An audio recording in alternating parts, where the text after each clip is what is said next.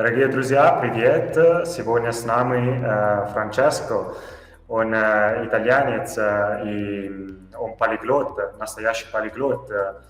И я очень рад, что он принял мое приглашение, и сегодня он здесь с нами, чтобы поговорить своим опытом с русским языком. Привет, Франческо! Ты можешь рассказать коротко о себе?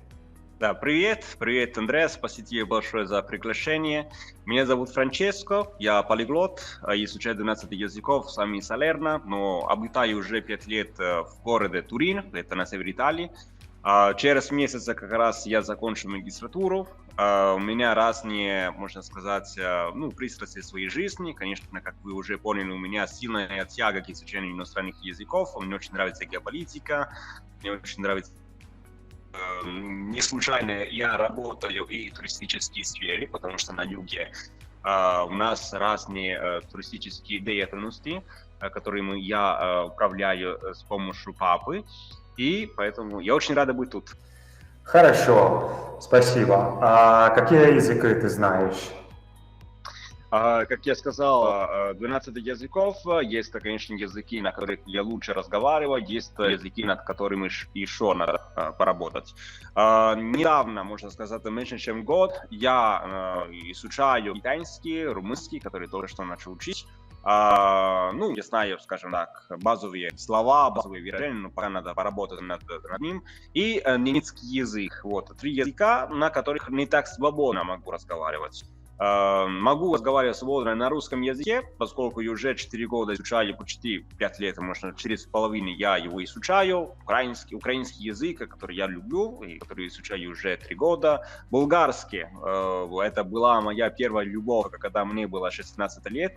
Поэтому получается, что уже 9 лет я его изучаю. Польский уже 2 года, и испанский, португальский язык, который я учу в университете, да, учился, можно сказать, потому что уже сейчас экзаменов больше нет.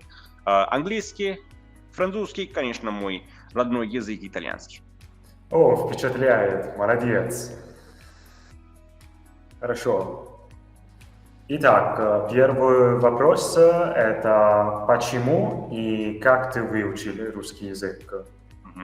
Это очень хороший вопрос. Я начал учить русский, когда я начал университет, да, когда я начал университетскую учебу, получается, 5 лет назад, но можно сказать, что на первом курсе не так серьезно относиться к изучению этого языка. Я сдавал экзамены, но не так, скажем так, пока не погружался в изучение этого прекрасного языка. Я знал болгарский, поэтому это мне помогло.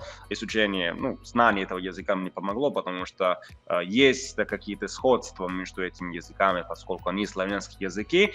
Но можно сказать, что я по-серьезному учу русский уже 4 года. Почему я начал учить? Потому что когда я поступил в университет, я должен был выбрать какой-то, один язык, да, и так как я уже знал болгарский, и я хотел учить, знать лучше о русской культуре, о русском менталитете, я решил учить русский. У меня была подруга, хорошая подруга, она подруга моей сестры, уже давненько мы не говорим. Она жила тут в Италии, поэтому мы начали связываться, и она решила мне немножко, меня натаскивать, скажем так, изучением русского языка, таким образом мы начали. Очень хорошо. Ты сказал, что ты знаешь еще болгарский и украинский. Один интересный вопрос. Ты не путаешь все эти славянские языки? Это очень хороший вопрос. На интервью всегда мне задают такой вопрос, да, особенно когда разговариваю на португальском языке и на испанском языке. Иногда бывает, и сейчас реже, не так часто, как у самого начала, потому что, конечно, когда ты учишь 2 языка или 3 языка, которые между собой очень похожи, создается какая-то каша-малаша, как говорится. в России, да. Есть, конечно, какой-то метод, какая-то техника, которая помогает различить эти языка, это практика, по-моему. То есть я Конечно. не знаю, то, что я должен сделать каждый день, я знаю, какие языки какими языками я буду заниматься каждый божий день, поэтому я пытаюсь не учить украинский, например, и русский в тот же день. И я каждый день, то есть русский, украинский для меня это мой насущный хлеб, поэтому на них каждый божий день ежедневно на них разговариваю, никак не могу их путать. Насчет испанского и португальского уже это другой рассказ. То есть вначале я разговаривал на портаньоле, не помню, как это сказать, но я очень часто путал слова, и испанские слова, и португальские слова. Потом, конечно, практика мне помогла. Я знаю, что, например, в Украине большинство людей говорят на суржике. Ты такой язык, такой, не знаю, диалект, ты можешь говорить на нем или нет? Я его понимаю очень хорошо, это суржик, да, это диалект, на котором разговаривают более на востоке Украины, то есть в Сумах, например, Сумская область, где я был в Украине. Вот, поэтому я его прекрасно понимаю, и даже я кое-что могу сказать. Ну, просто там надо перемешивать русские слова и украинские слова. Например, я могу привести такой клевый пример, чтобы спросить у человека, как дела, вы можете сказать «як дела», потому что «як» — это «как», и «дела» вместо того, чтобы сказать «справы», так, на украинском языке они говорят «дела». Или «конечно», на украинском языке есть 3 слова, чтобы это сказать, а вже ж, звичайно, свистно, они говорят «конечно». Поэтому для меня, честно, лично, так как, мне нравится лингвистика, я за чистоту, конечно, мне режет немножко слуха, когда я слышу кого-то, который использует или употребляет суржик, потому что это диалект, как и наполитанский язык, на котором я разговариваю. Ну, конечно, в публичных местах, когда я должен с кем-то разговаривать, я слежу за чистым и стандартным итальянским языком. Хорошо, спасибо. Хорошо. Говорят, что русский язык один из самых сложных языков в мире, особенно для нас, итальянцев. В твоем опыте, что думаешь, что было самое сложное в изучении этого языка? Знаешь, Андрей, у меня это такой, скажем так, могу поделиться с вами таким выражением, которое вам даст понять сложность этого языка, да. И русский язык, по-моему, это как женщина. Каждый человек может поговорить с ней, да. А для того, чтобы покорить ее сердце, конечно, нужно время.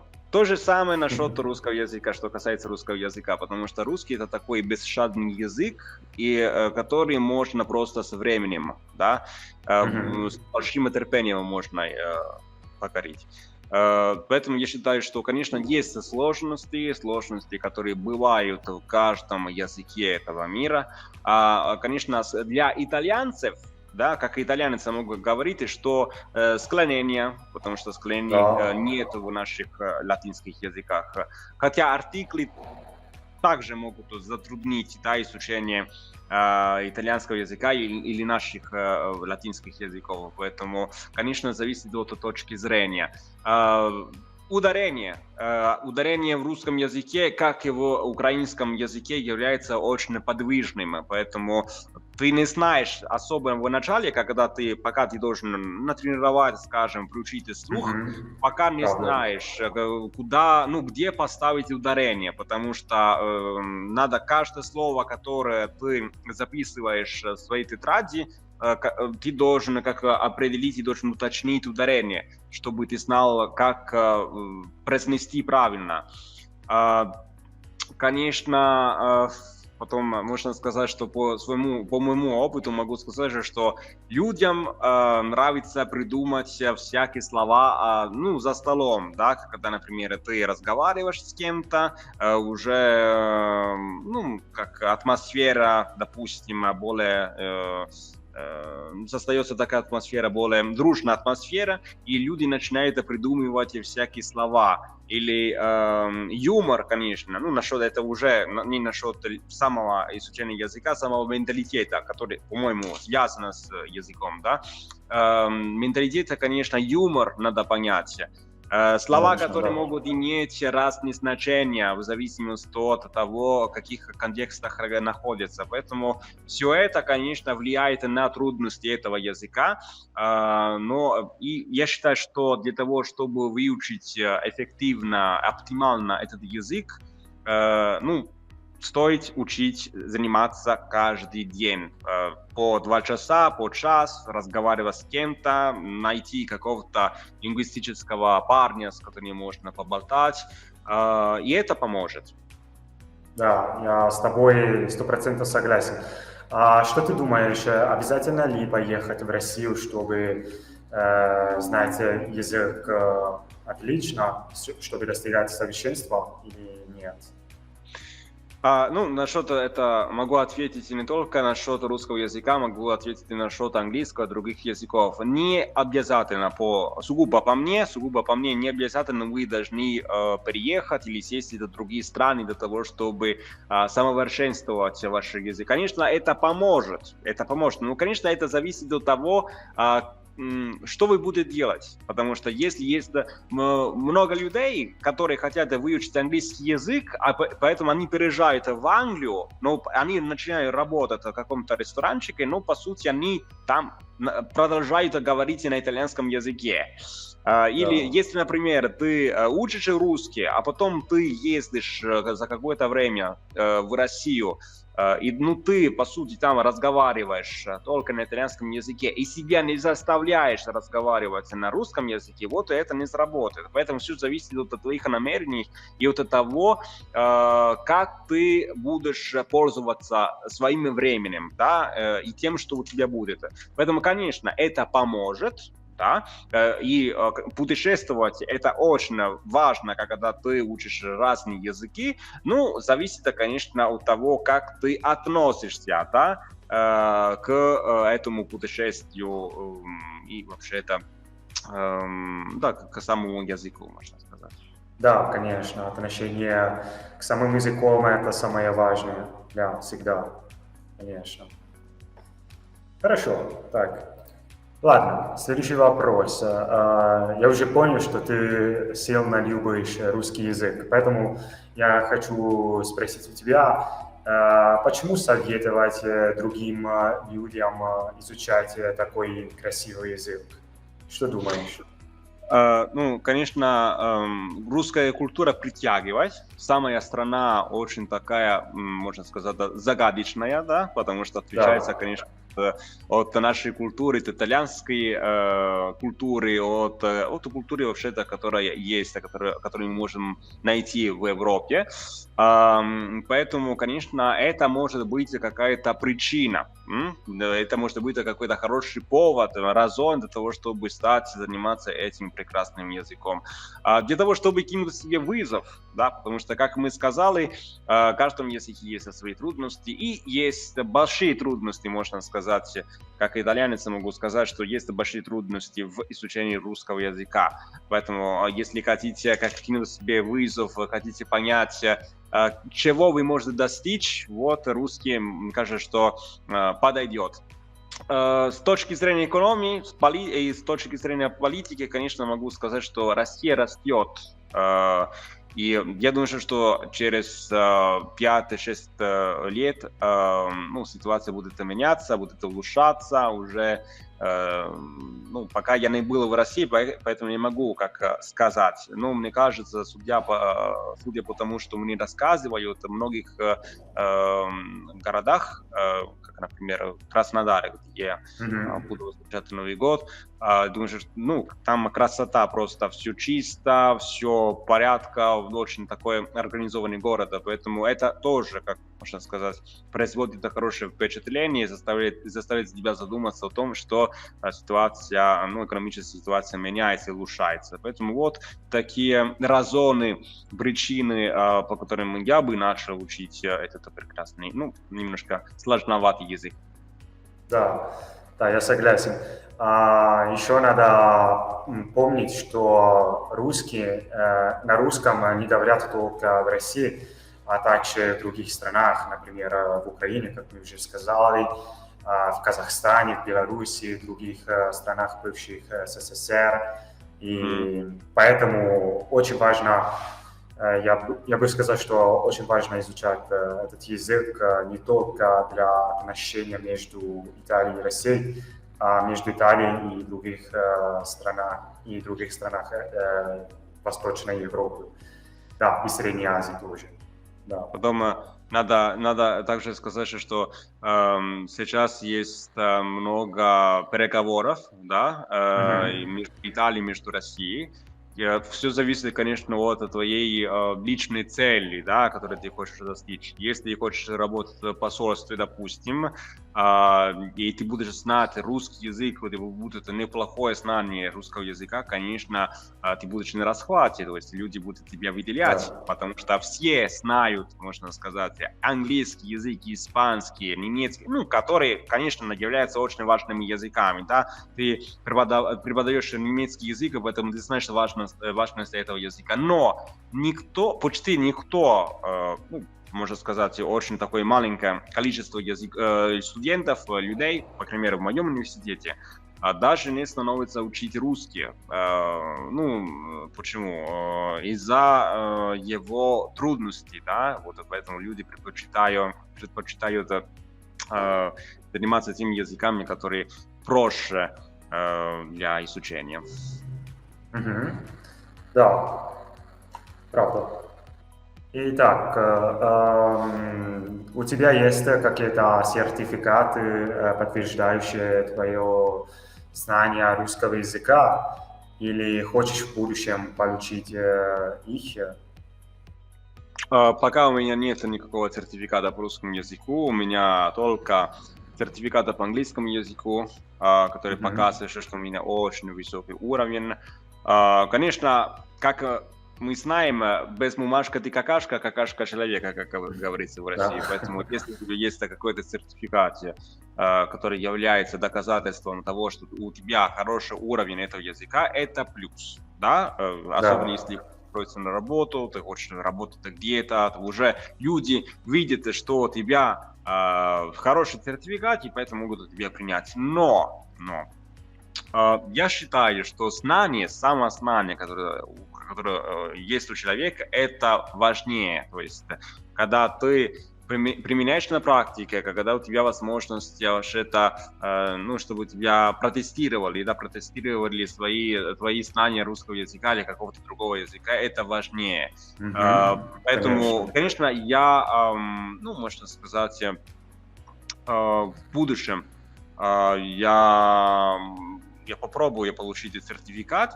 Это не приоритет сейчас. Ну, я бы хотел либо в России, либо в Украине. Скорее всего, в России. Я бы хотел обратиться к какой-то школе, языковой школе, чтобы получить, чтобы спросить, как работает, и что я могу сделать для того, чтобы получить, по крайней мере, ну, уровень. Думаю, что довольно на высоком уровне могу получить сертификаты, поэтому это сейчас не приоритет, но, конечно, в будущем посмотрим, что будет. Хорошо, да, я думаю, что для тебя не будет сложно получить сертификат высокого уровня.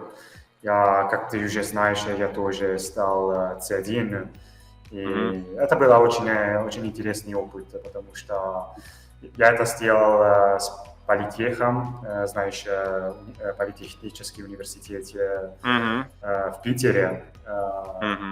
Там есть очень интересные курсы, кстати, если ты хочешь посещать курсы для того, чтобы совершенствовать твои знания.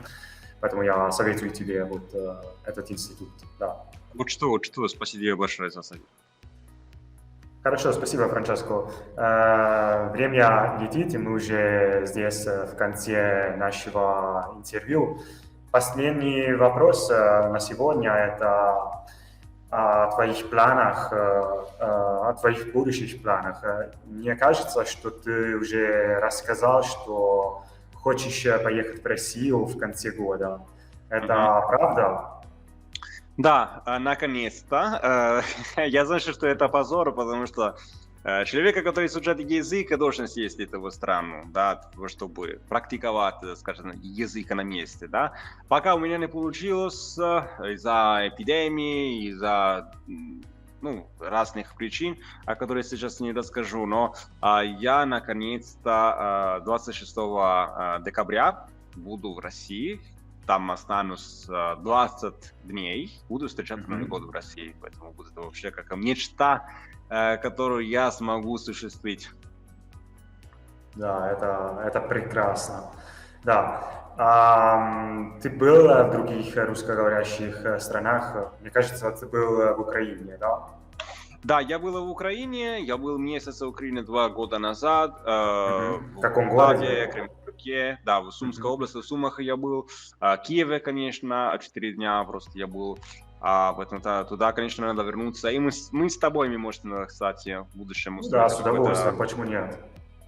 И в Кременчуке, в Полтаве я был, вот, просто месяц я был, зимой было, помню, очень холодно.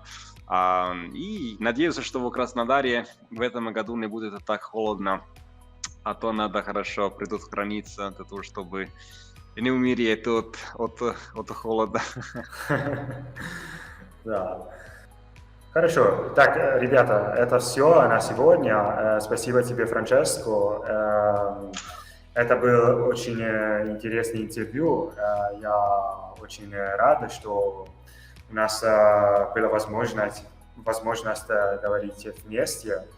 И, что сказать. Конечно, если видео вам понравилось, дайте, пожалуйста, лайк, подписывайтесь на канал. И Франческо тоже может сказать что-то о своих страницах в Инстаграме или не знаю. Да, если хотите, вы можете меня найти в Инстаграме или Полиглотта del Cilento. Это просто аккаунт, посвящен разным интервью, которые я даю. И, конечно, это аккаунт связан с изучением языков, поэтому там вы можете найти все то, чем я занимаюсь в своей жизни. Да. И Франческо Бруно 96 это другой аккаунт, который я использую для развлечения. Аккаунт связан с трейдингом и с бизнесом онлайн, который я продвигаю вперед. Поэтому можно меня найти, чтобы не получить разные информации. Хорошо. Ссылки можно найти в описании к видео. Хорошо, так, будьте на связи, потому что в будущем будут еще другие интересные видео вместе.